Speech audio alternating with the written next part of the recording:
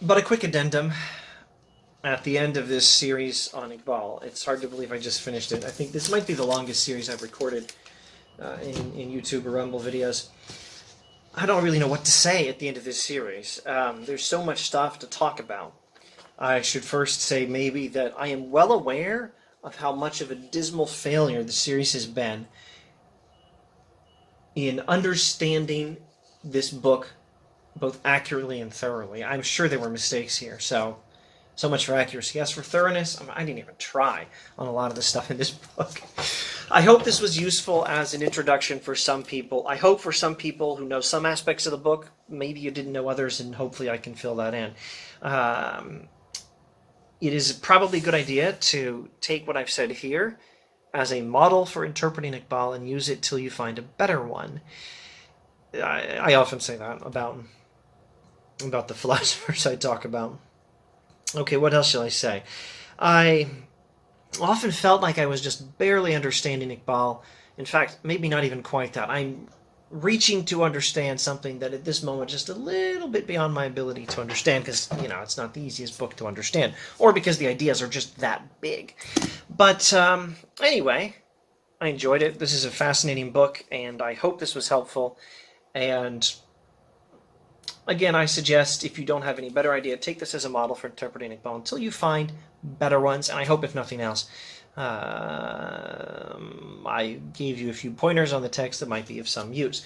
I think maybe I need to reiterate a couple of things. This was maybe the most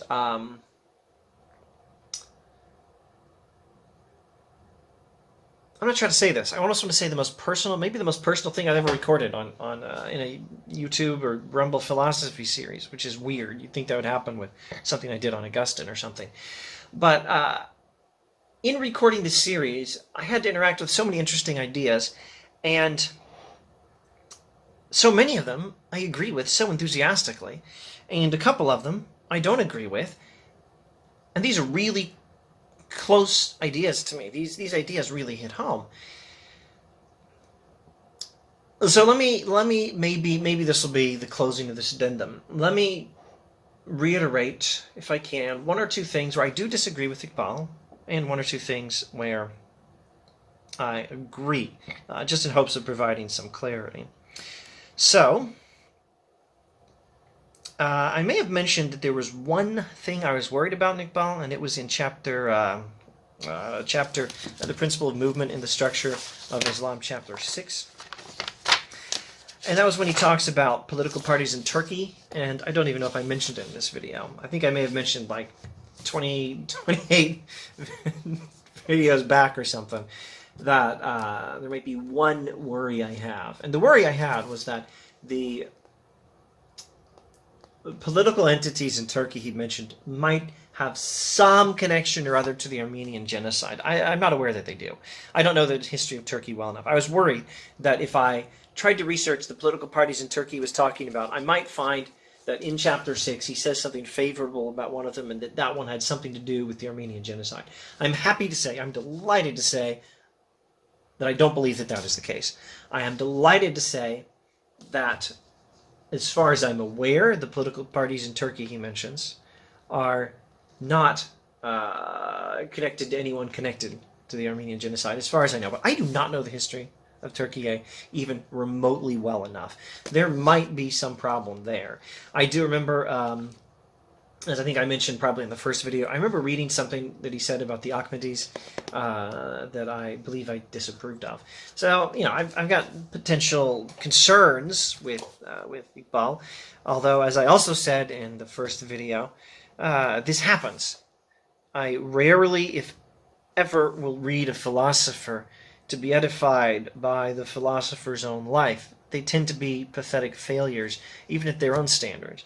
They'd, I think, normally be the first to admit this. They're talking about the way we should be. They're not saying, hey, look at me, I'm perfect. No, they're saying this is the standard for humanity. They're trying to achieve it themselves. And people like Heidegger are certainly interesting philosophers, despite being involved with some terrible, evil stuff, or at least people who were involved with terrible, evil stuff. I haven't studied the life of Heidegger enough to go into any detail, but he was, a member of the Nazi Party, so that's a thing. Anyway, let's look at some of the theological or philosophical agreements, disagreements I can come up with. I am a Christian. I do profess the Apostles' Creed, the Nicene Creed, the Chalcedonian Creed.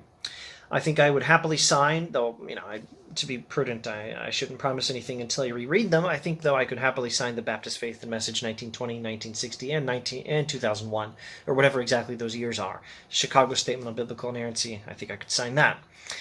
Okay, so I affirm the doctrine of the Trinity. That's one thing where I had to disagree with Iqbal. What else? Redemption. He said somewhere that the Islamic doctrine of human responsibility is a reason we don't believe in redemption. I think that's what he said. Somewhere in chapter, at least 2 chapters back from the end. So I had to disagree with Iqbal there. I have to disagree with him on the doctrine of the Trinity. I have to disagree with him on the doctrine of redemption. I think we have redemption through Jesus the Messiah. Isa, Yesu, Masi. I think we need him. I think we need redemption. We have responsibility, and that's why we need redemption, because we have not lived up to our responsibilities. So there are some things I'm happy to disagree with Iqbal on, and I don't want there to be any lack of clarity, if at all possible. Let anyone who wondered what I'm thinking at this time know. I'm happy to read Iqbal as a philosopher and agree at need, occasionally disagree at need, and just be delighted at studying interesting philosophy, whether I agree or disagree. And someday, if I have the time, try to put together a more thorough picture of what I think, drawing from the insights from different philosophers and correcting them as necessary. But I do disagree with Iqbal on these points. I will absolutely take the Christian gospel and the Orthodox Christian doctrine of the Trinity. I will take the Nicene Creed over Iqbal.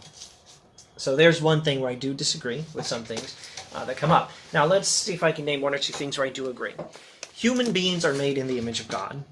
And what that means is we have a responsibility. The image of God is less a metaphysical description of what we are and more a moral description. In fact, it's a job description. The image of God is not primarily, and certainly not exclusively, a doctrine about the sort of thing a human being is that can be analyzed in a metaphysics class. It may be that.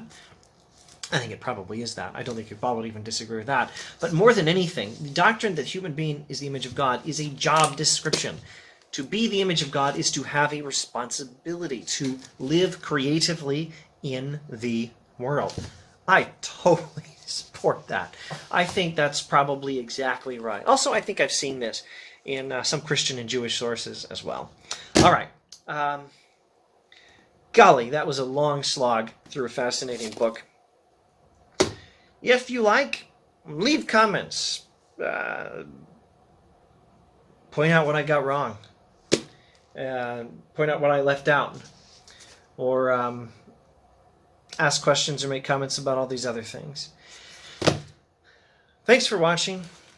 And a little later, an addendum to the addendum. Another thing I agree with, chapter 6. All is holy ground. I agree with that.